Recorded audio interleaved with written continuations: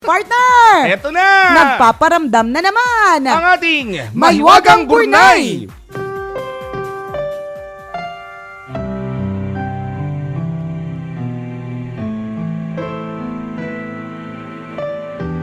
Thank you mga tambalanista ha for making us trend today. Kung di man po namin nabasa yung mga tweets, pasensya na po!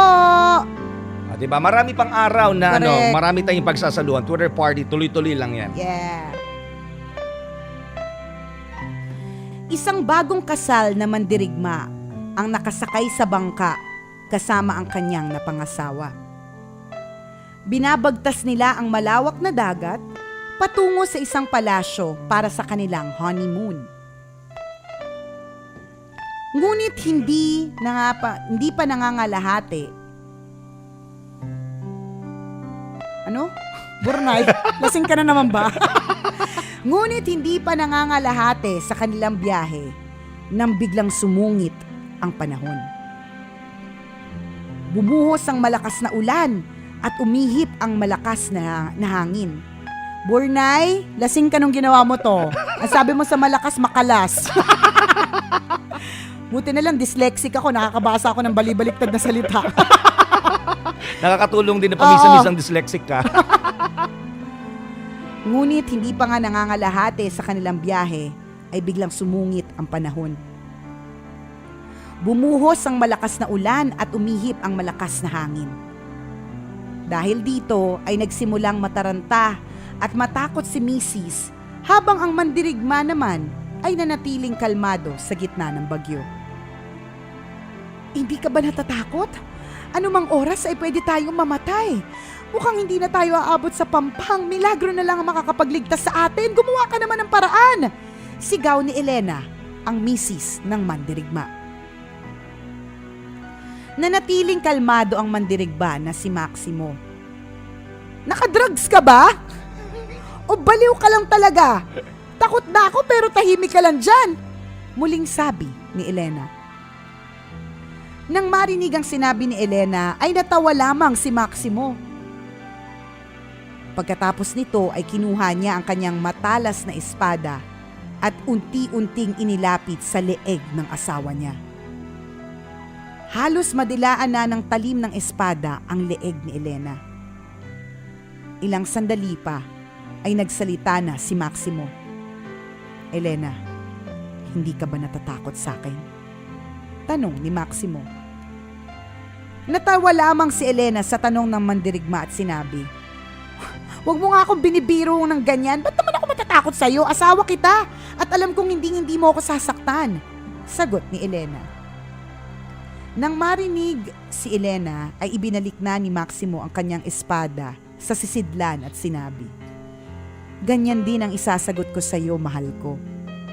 Hindi ako natatakot dahil alam ko mahal ako ng Diyos at kontrolado niya ang bagyo. Kaya anuman ang mangyari, makaligtas man tayo o hindi, magtitiwala pa rin ako sa Kanya."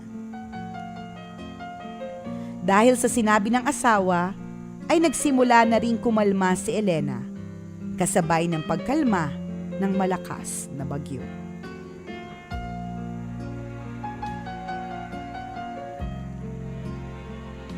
Ganda, no? Simple lang, mga kaibigan. Tapos na ba? Oh. Totoo yan. Napakalaking bagay na hindi dapat mawawala sa buhay natin mga tao, yung tinatawag na faith. Correct. Na kahit ano pong mangyari sa atin, kahit gaano katindi ang problemang ibigay sa atin mga kaibigan, kung naniniwala ka na may Diyos na umaalalay sa'yo, hindi ka mag-worry ng ganun. Meron diba? tsaka meron ka talaga masasabihan eh. Isipin mo nga ang bongga ni Lord. Wala siyang Facebook, wala siyang Twitter, wala siyang Viber. There's no means to Instagram him. Correct ka. Pero, di ba, you can send your message across eh. Correct Diba, ka. pwede mo sabihin, Lord, natatakot na ako, please naman. Natatakot na ako. Diba? Tapos, may mangyayari. May Correct. solusyon. May ibibigay na liwanag. Diba? Kaya nga, sasabihin mo, ikaw na naman yun, Lord eh. Ikaw talaga yun eh. Ikaw may dahilan ng lahat eh. Totoo yan. Ramdam mo no? Ikaw mismo makakaramdam niyan sa puso mo, kabisyo, na meron kang special connection dun sa pinaniniwalaan mo. Correct. Totoo yan. Kahit alam mong hirap na feeling mo wala ka nang pwedeng matakbuhan, wala ka nang pwedeng kausapin, pero merong may isang talagang umaalalay sa'yo na kahit hindi mo nakikita, Correct. ramdam mong nandyan sa'yo. Diba sabi nga si Lord ay parang oxygen? Yan. Hindi mo siya nakikita, diba? Pero hindi ka mabubuhay nang wala siya. Correct, pero diba? nararamdaman mo. Correct. Yun yung faith, mga kaibigan. Tama. Naniniwala ka kahit hindi mo nakikita. Correct. You just have to trust and believe that He has plans for you. Yun Correct. yun, kabisyo. Believe that there is God. Correct. Maraming salamat, Maywagang Burnay, sa isa na namang napakagandang kwento. Ang mga kwento po na Maywagang Burnay ay mababasa nyo po sa aming Facebook fan page. I-search nyo lang po, Tambalan! Like, share para marami rin ang ma-inspire sa kwento ni Mahiwagang Burnay. Thank you very much, mga Tambalanisa, sa pagtutok sa amin ngayong araw na ito. Thank you very much for making Love Radio #1 for 14 consecutive years. Dahil sa inyo, mga kabisyo, Ang Tambalan, walang kalaban. #1 pa more. Ako po si Nicole Liala. At ako naman si Cambio Kengres Chuper. Na nagpapaalala, walang matatag na relasyon sa malanding may determinasyon. Yun! Eto na! Nagpaparamdam na naman. Ang ating Mahiwagang Burnay.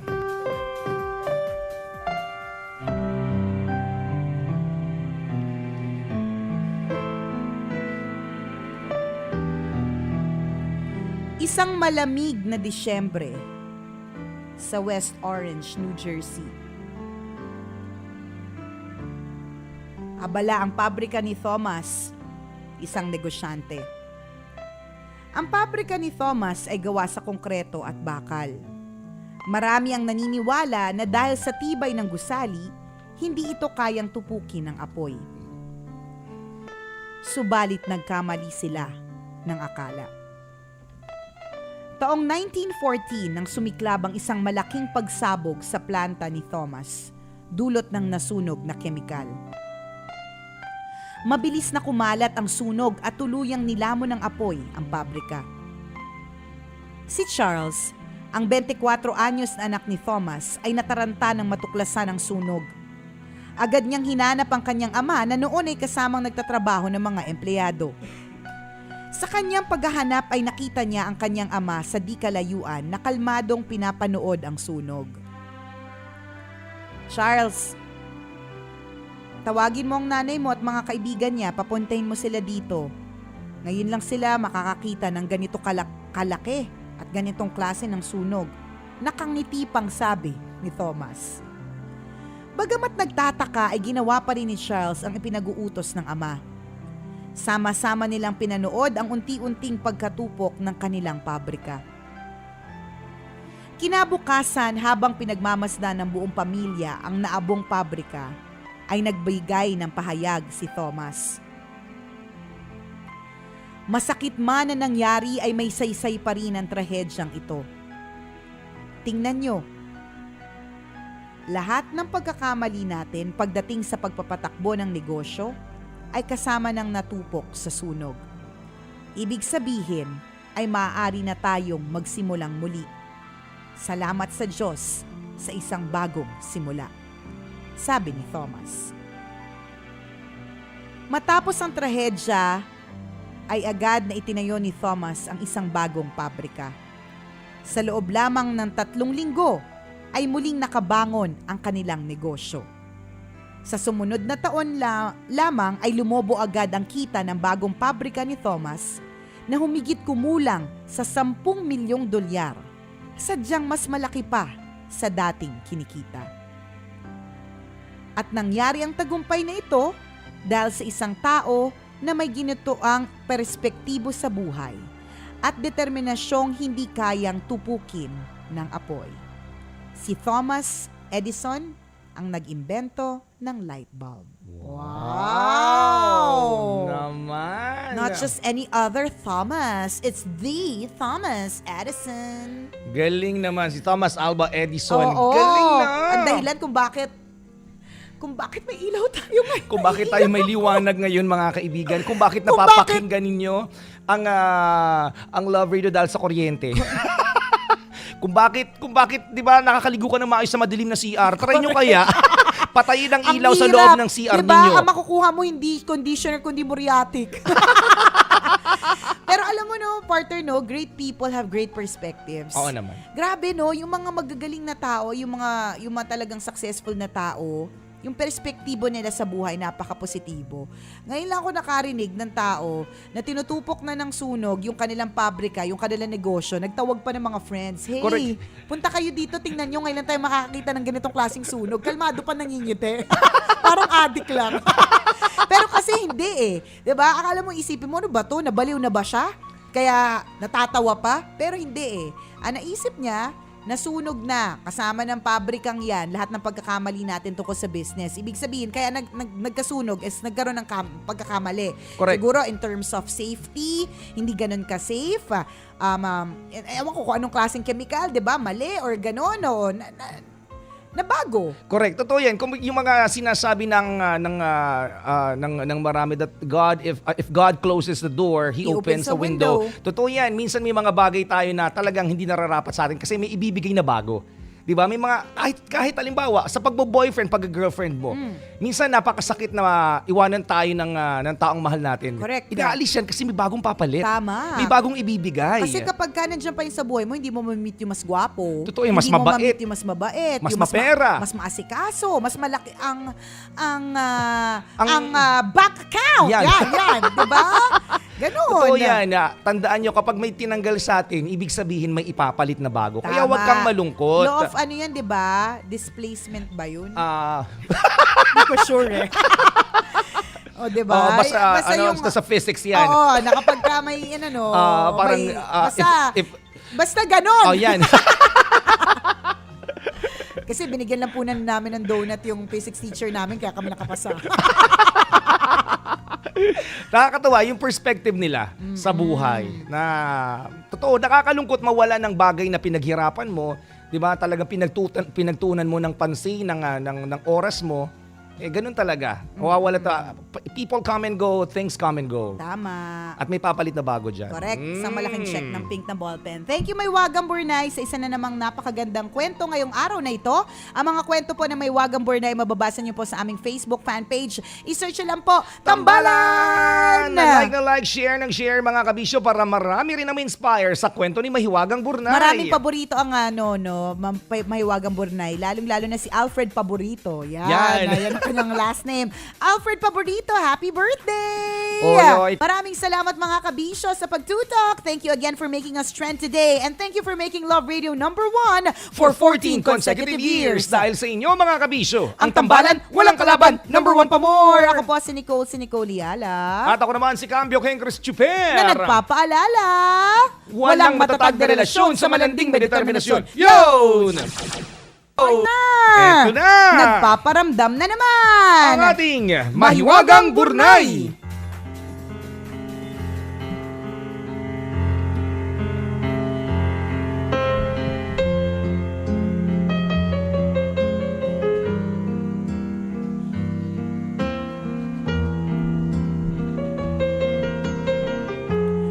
Nung bata pa ako ang assistant ni Papa pag may kinukumpuni siya sa bahay. Anak, pakiabot mo nga yung martilyo. Utos sa akin ni Papa. Kahit gawaing panlalaki ay sinusunod ko pa rin. Si Papa dahil masaya ako pagkasama siya. Hindi gaya ng ibang mga tatay, lagi lamang siyang nasa bahay. Hindi ko siya nakita na nagbe-beer house o gumigimik kasama ang mga barkada niya. Lagi niyang inuuna ang pamilya niya. Pagtungtong ko ng college, lagi akong tinatawagan ni Papa sa boarding house. Anak, miss na kita. Kailan bang sem break mo? Gustong gusto na kitang makasama, sabi ni Papa. Lumipas ang maraming taon. Nagkatrabaho na ako at nakabili ng sarili kong bahay. Si Papa pa nga ang nagpinta nito at nagtiyagang magtrabaho ng ilang linggo sa ilalim ng sikat ng araw. Anak, pakiabot mo nga yung paintbrush. Pakiusap ni Papa. Pasensya na po, Papa. Papasok na kay Seiko sa opisina eh. Magpatulong ka na lang po dun sa houseboy. Sagot ko sa kanya. Makalipas ang 4 na taon ay dumalaw si Papa sa bahay. Gumawa siya ng duyan para sa kanyang mga apo. Nak, busy ka ba? Baka pwede naman tayong magtsaa. Tagal na nating hindi nakakapag-usap eh, sabi ni Papa. Hindi ko pa rin napagbigyan ng hiling ni Papa dahil may business trip ako ng araw na yon. Pero nangako ako kay Papa at sa sarili ko na pagbalik ko ay maglalaan na talaga ako ng oras para sa kanya. Makalipas ang ilang araw ay nakatanggap ako ng tawag. Mariel, ang papa mo, wala na. Inatake siya sa puso kaninang umaga, sabi ni Mama. Sa pagkamatay ni Papa ay natutunan ko kung gaano ko karamot sa kanya. Kung maibabalik ko lang sana ang dati naming pagsasama, kaya lang, huli na. Oh.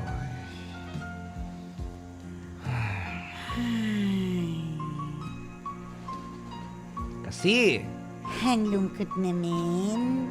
Sige. Busy pa. Magpaka-busy ka pa. Sige.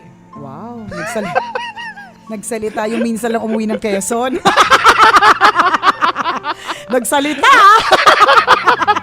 Actually, kinakausap mo nga yung sarili ko Actually, kami din. Ako, nakausap ko din sarili ko, di ba? Marami tayong guilty dyan, kabisyo. Tama.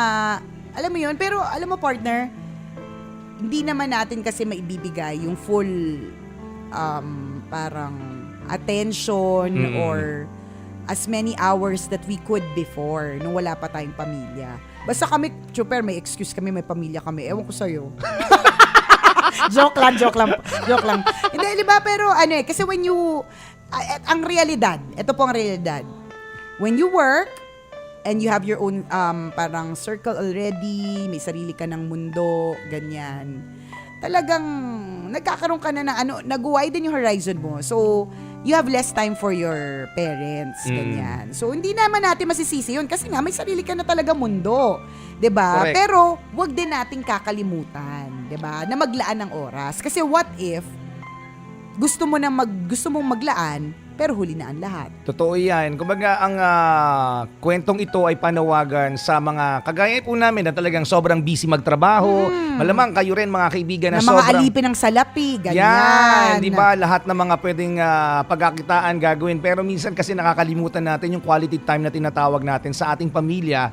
And most particularly sa mga magulang natin, 'di ba? Tandaan natin, may mga times na nagde-text sila sa atin pero hindi natin napapansin. Tama, hindi na Diba? tayo nagre-reply. Correct, yung nakikiusap sila, napasyal ka naman dito sa bahay, namimiss ko na yung yung presensya mo dito. Pero ikaw sasabihin mo, busy lang ako next week, promise babawi Correct. ako. Diba? Pero yung next week mo, nakalipas na ng ilang buwan. Di ba? Pag nagsabi ka naman, gawin mo naman. Kasi syempre, kung busy kang tao, understandable. Kapag hindi ka naman pwedeng ura-urado pag pinauwi ng nanay mo, makakauwi ka. Syempre, paplanuhin mo yan. Kasi Correct nakatira ka na sa ibang bahay. Iba kasi partner kapag ka nandun ka pa rin sa bahay na yon, talagang you have all the time with them. Correct. But if you live separately already, kunyari, independent ka na sa Maynila, o di naman kaya, basta bubukod ka na kasi matanda ka na, or di naman kaya may sarili ka ng pamilya, talagang hindi na rin ganun talaga yung oras hindi talaga ganun yung oras. Pero wag nating kakalimutan. Correct. Diba? Maglaan pa rin. Na namimiss din nila tayo. Yun. So, kung kaya mong magkaroon ng time ngayon o sa mga susunod na araw, gawin mo, kabisyo. Correct. Kung halimbawa wala ka pang oras mismo na pumunta, call. Correct. Ano na ba nangyari sa kanya? Constant communication. Kumustahin. Ayos na ba yung electric fan na matagal na niyang nirereklamo na tret. Diba? Ganun na yung tunog. Pumipitik-pitik na, diba? Ayos Totoo na ba yan. yun? Nakabili O baka, na ba? baka mamaya sira na at ngayon wala siyang electric fan. Init na init, summer pa naman, matanda na. Correct, totoo Diba? yan. Yung simpleng pagtawag lang, minsan ikinatutuwanan ng mga nanay at tatay natin Correct. yun. May ulam pa ba sila? Correct. Nabili na ba ng nanay mo yung paborito niyang duster o yun pa rin? Tama. Diba? O, mga ganun. Hindi na kailangan puntahan agad kung wala ka naman talagang oras. That's understandable. Hindi ka naman pwedeng i-judge. May trabaho ka rin, di ba? May pamilya ka din aatupagin, di ba? Correct. Pero check on them every now and then. Check on them every day. Correct. Diba? Paalala mga kaibigan na importante po ang ating pamilya. Kung importante ang trabaho natin, na syempre importante din po ang ating pamilya. Tama. Family first. Correct. Thank you, Maywagang Burnay. Sa isa na namang napakagandang kwento ngayong araw na ito. Ang mga kwento po ng Maywagang Burnay, mababasa nyo po sa aming Facebook fan page. I-search nyo lang po, Tambalan! Like, share ng share mga kabisyo para marami rin na ma-inspire sa kwento ni Mahiwagang Burnay. Thank you very much mga Tambalanistas. Maraming salamat sa inyo mga kabisyo. Thank you very much sa pagtutok sa amin. And thank you for making Love Radio number 1 For 14 consecutive years. Dahil sa inyo mga kabisyo, ang Tambalan, walang kalaban, number 1 pa more. Ako po si Nicole Liala. At ako naman si Cambio Ken Chris Chuper. Na nagpapaalala, Walang matatag na relasyon sa malanding may determinasyon. Yun! Eto na! Nagpaparamdam na naman. Ang ating Mahiwagang Burnay!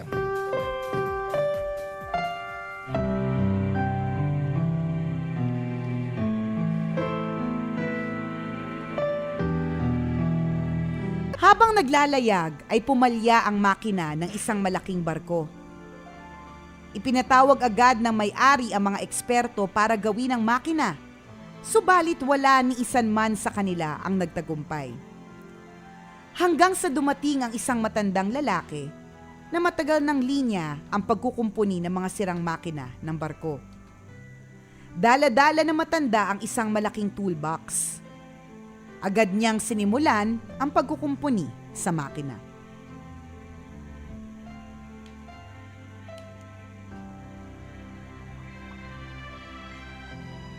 Ininspeksyon niyang maigi ang makina ng barko.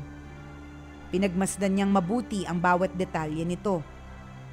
Nagmamasid ang dalawang tagapamahala sa barko. Umaasa sila na sa pagkakataong yun, muling mapaandar ang barko. Pero tila diskumpiyado sila sa kakayahan ng matanda.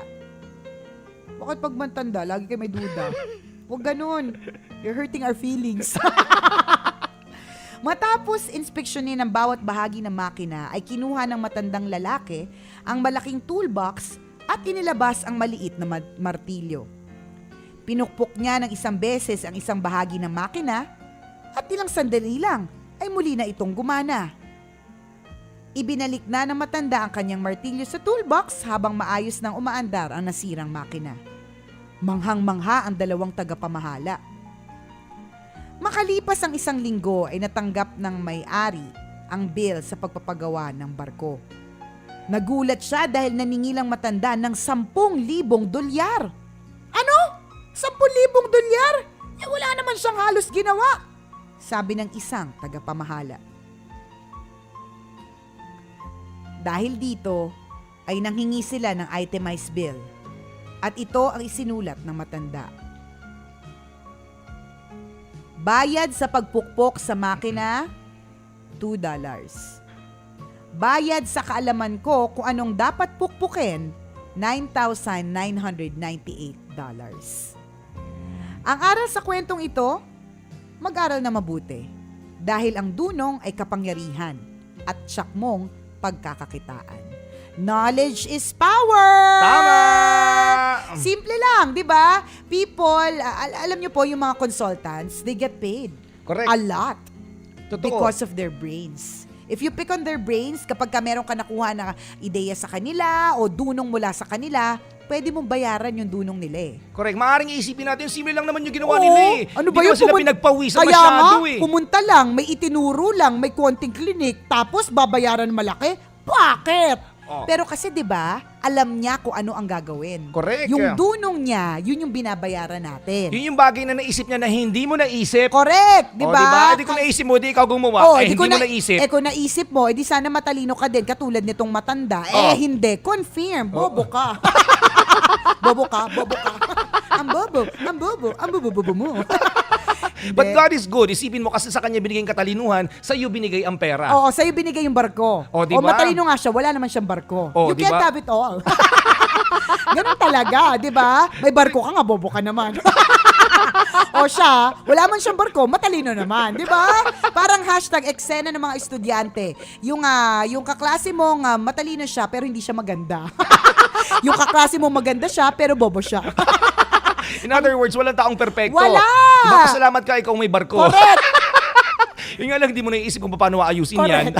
Pero kahit sa mo pagbalik ta rin, may barko ka. Diba? Simple lang eh. Alam mo, match na match yung kwento na may Wagang Burnay sa ating official hashtag for today. Yung hashtag eksena ng mga estudyante. Kasi katulad ng kanina pa nating binabanggit at kanina pa natin sinasabi, partner, na it pays mga kabisyo to study well. Correct. Alam mo yon na Iba yung may natutunan, mga kaibigan. Iba yung may kaalaman, mga kabisyo. Ang kaalaman, hindi po yan nananakaw sa atin. Correct. Halimbawa na lang, di ba minsan pag nagpapacheck up tayo sa doktor, kahit yung simpleng paglagay ng stethoscope sa dibdib natin, di ba? Tapos, iisipin natin, wala naman siya masyadong ginawa. Di ba nilagay na lang yung stethoscope sa dibdib natin, tapos magbabayad tayo ng ganon? Kasi pinag-aralan nila yon. Di ba yun yung kaalaman nila? Correct, At yun diba? yung binabayaran natin. Yung sasabihin, tumingin-tingin lang siya. Di ba? Agad-agad 800 yung O, check-up. Diba? Diba? Hinga ka na malalim. O, Pagkatapos diba? tapos na. O, di ba? Ikaw gumawa nun. May malalaman mo ba kung ano malaman yung sakit mo? Hindi ba, di ba ako partner pag nakikinig ako sa stethoscope, hindi ko marinig yung heartbeat. Hindi ko ma-distinguish. Kung ano yung mahina yung heartbeat at tsaka mabagal. mabagal sa mabilis. Kasi para sa akin, pag nakikinig ako sa stethoscope, yun na lang. Static. See? Because wala akong dunong tungkol dyan. Correct. Wala akong kaalaman. At yun yung binabayaran natin At sa yun kanila, yung- mga kaibigan. Correct. Because knowledge is power. Correct. And knowledge is money. Kaya importante, issues, mag-aral ka na mabuti. It pays to study. Pag may kaalaman ka, babayaran ka dahil sa kaalaman mo. Correct. Mahirap po ang maging mangmang, mga kabisyo. Tama. At hindi pa. It's never too late to Correct. learn. Tama. O, diba? Thank you, may Wagang Burnay. Isa na namang napakagandang kwento. Ngayong araw na ito, ang mga kwento po na may Wagang Burnay ay mababasa nyo po sa aming Facebook fan page. I-search nyo lang po, Tambalan! Like ng like, share ng share para marami rin ang matuto at ma-inspire sa kwento ni Mahiwagang Burnay. Alam mo kung sino pa yung isang nakaka-inspire partner? Si Kuya taxi driver na si Kuya Gregorio na nagsoli ng gamit na isa nating tambalanista. Ano siya, nagmamaneho siya ng Judy Beth Taxi with plate number UVU 728. Correct. So yung mga gamit na naiwan sa kanyang sasakyan, isinoli niya sa ating tambalanista na si Darren. Nakakatuwa talaga na may mga ganyan pa talaga mga taxi driver na sobrang honest. O diba? Yan din yung binabayaran natin sa mga taxi Correct. driver. Hindi lamang yung gas, hindi lamang yung metro. Tama, kundi yung galing nila sa Correct. pagmamaneho, Yung di ba? skill niya sa driving. Yung skill. And nagdadagdag tayo ng bayad kapag alam natin na nakarating tayo ng 10 minutes earlier. Correct. Inilusot tayo sa mga daan na hindi matraffic. Yung Tama. kapag very cheerful siya, yun yung mga binabayaran natin, di ba? Correct. O, maraming pwedeng matutunan, mga kaibigan, sa mundong ito na pwede mong Pagkakitaan. Corrected by. Thank you, may Wagang Burnay. Isa na namang napakagandang kwento. Ang mga kwento po na may Wagang Burnay ay mababasa nyo po sa aming Facebook fan page. I-search nyo lang po, Tambalan, take 2. Ay, sinabi ko na ba yun? Para Okay lang lang, na, pero at least, di ba na Lagi naman tayong mag-retain. take 14 years na nga natin sinasabi yung unang magdasal ka eh. So huwag ka na magulat sa take 2. Tsaka nagbabasa-basa pa ako ng mga hashtag ng mga tao. Thank you very much po for joining our Twitter party every day. Salamat po for making us trend. Hashtag Yay! eksena ng mga estudyante.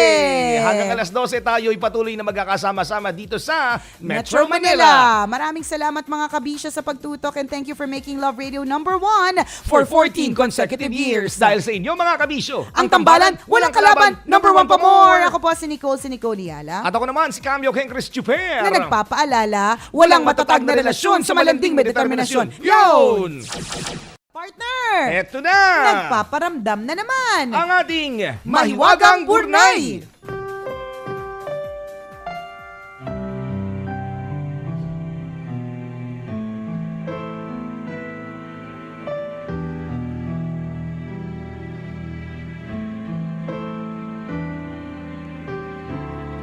May isang magsasaka sa Africa na nagngangalang Hazet.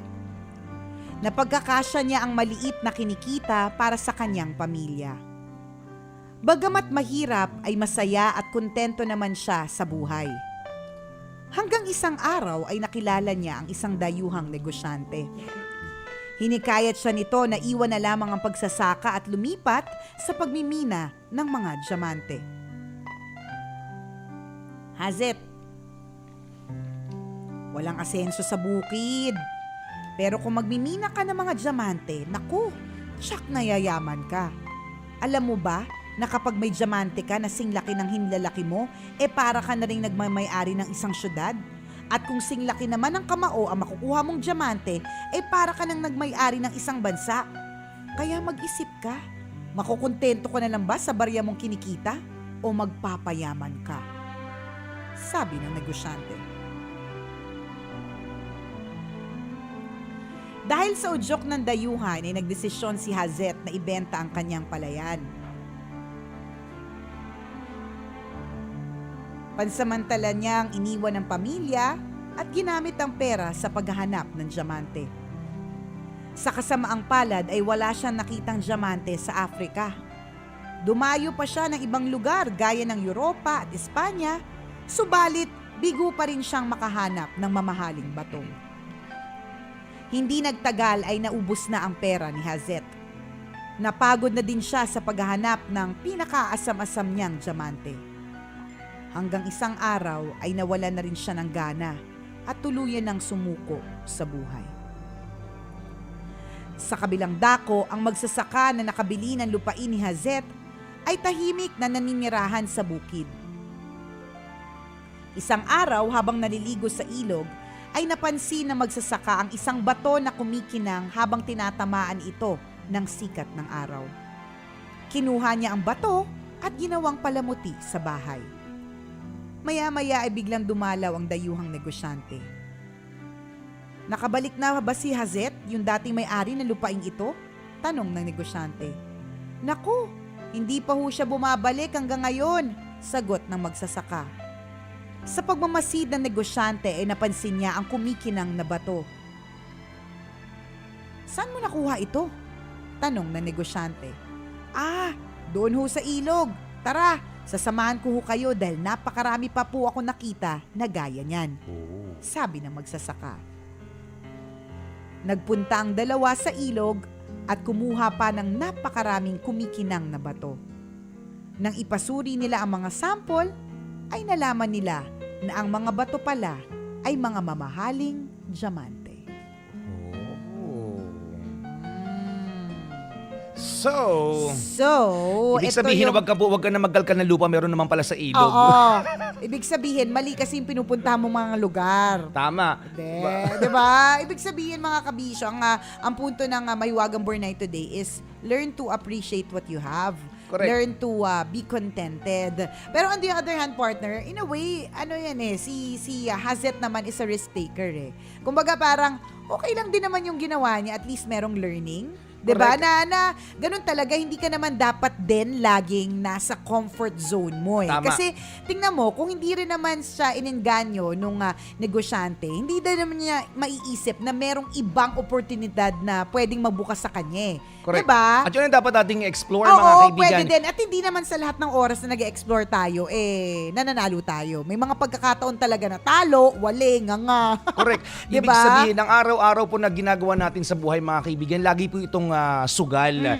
Hindi natin malalaman kung anong kahinatnan. Either we fail or we succeed. Correct. Dalawang bagay lang kahinatnan yan, pero hindi natin malalaman ng resulta kung wala po tayong gagawin. Correct. So in a way, tama rin naman si Hazet. Diba? Kasi, syempre, parte kung mas malaki ang kita, lilipat ka talaga eh. Correct. Diba? Bakit naman hindi? Pero, ang hindi lang siguro naisip ni Hazet is to balance. Correct. Diba? Is to weigh the pros and cons. O pag-aralan munang mabuti. Oo, parang inisip niya kagad, sige, no? Pag nakakuha pala ako na kahit kasing liit ng ng hinlalaki ko, parang may-ari na ako ng isang, ano ba yung sabi? Ng isang bayan. Ng isang bayan. O, di ba? Talaga may engganyo ka. Kaya lang, inisip mo ba, Hazet? Tama. Kumbaga, yes, you take risks, pero syempre, you calculate it. Alam mo yun, Correct. parang pag-aaralan mo, hindi basta-basta, yayaman daw ako dito, daw. Tama. Sabi, may mga yumaman na daw. Yan. Di ba? Aminin natin, may mga ganyan tayo mga nadidinig mula sa mga kaibigan natin. Sumama ka na sa amin kasi yayaman ka dito. And then you will jump at the opportunity, which is okay. Wala namang masama. Kasi dapat naman din talaga we take risks. Kasi hindi mo naman malalaman na mananalo ka kung hindi ka tataya. Correct. Kaya lang, pinag-aralan mo ba? Correct. And dito kay Hazet, baka kasi hindi niya pinag-aralan. Diba? Dali lang siya ng dali. Dali, tira ng tira. Hindi nag-aaral. Para kang estudyante sa exam, sagot ng sagot, wala namang alam. Totoo yan, Basta nila makasagot A, B, C, D. Hindi naman inisip, di ba? Life in general, mga kaibigan, applicable ang lesson na ito sa Yes. pang-araw-araw nating ginagawa na bawat bagay po na gagawin natin, isipin mo nang mabuti, pagplanuhang mabuti, pag-aralang mabuti para hindi ka magsisisi sa bandang Sa huli, di ba? Totoo yan, planuhin mo nang mabuti. Kung pag halimbawa, pinaplano mo ngayon pagkakaroon ng pamilya, planuhin mabuti, hindi ka dali ng dali. Isang araw sasabihin mo, gusto ko na bigla mag-anak. Hala, tanong ko sa'yo, meron kang pampakain? Tama. Meron kang pambili ng mga damit niya kapag ka nilalamig? Tama, di ba? Planuhing mabuti, pag-aralang mabuti. Tama. Sa paghahanap din ng trabaho, hindi lang yung sige din ng sige. Baka mamaya pinagtutulakan na pala kung ano diyan ng mga pinagbabawal na gamot, sige ka lang ng sige. Correct. Di ba? Pag-aralang mabuti kung sa tingin mo makakabuti ito para sa iyo, then carry on. Kung mapapahama ka dito, edi tigil mo. Tigil ka muna, stay. Ganun po yun. Correct. Kami ni Chuper, we've been through a lot of decision-making processes in the Correct. past. Talagang talagang pag-iisipan mo, Correct. pagdadasalan mo, hihingi ka ng maraming signs, 'di ba? Hindi yung dadali ka na agad kasi baka ikapahamak mo 'yan in the end. Tama. 'Di ba? Sabi nga nila mga kabisyo, kapag ka naging successful ka, hindi naman 'yan basta nangyari. Plinano mo din 'yan. Proseso yan. Proseso talaga 'yan. Although yung mga iba naging successful kasi biglang tumaya sa loto at biglang Correct. swinerte. May Diba? ganun din Yun. naman. May mga May exemptions. may mga exemptions. Pero most of the time, mga kabisyo, dahil mahirap naman po talaga manalo sa loto, pinagpaplanuhan po ang lahat. Yan. Ito kasi si Hazet hindi nagplano. Yan tuloy. Ayan. Good luck sa lahat ng mga kaibigan nating mga merong decision making today. Correct. Alam po namin na hindi po madali yan.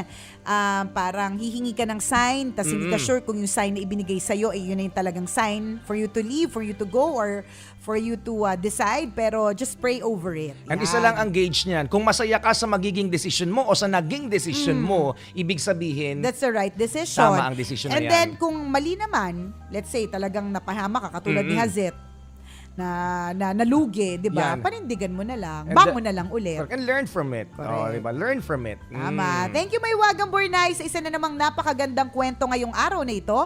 Ang mga kwento ng Mahiwagang Burnay, mababasa niyo po sa aming Facebook fan page. I-search niyo lang po, Tambalan! Like, share mga kabisyo para marami rin ang matuto at ma-inspire sa kwento ni Mahiwagang Burnay. Thank you, Mahiwagang Burnay. Salamat ng bonggang-bongga. At ang mga kwento po ng Mahiwagang Burnay, mababasa niyo po sa aming Facebook fan page. Bukas ulit mga kaibigan, huwag kayong mawawala sa Twitter party ng Tambalan. Corrected by. Hanggang alas 12 tayo magkakabandingan dito sa Metro Manila. Maraming salamat sa inyo mga kabisyo. Sa pagtutok, and thank you for making Love Radio #1 for 14 consecutive years. Dahil sa inyo mga kabisyo, ang Tambalan, walang kalaban, #1 pa more. Ako po si Nicole Liala. At ako naman si Cambio King Chris Chuper. Na nagpapaalala, Walang matatag na relasyon sa malanding may determinasyon. Yun!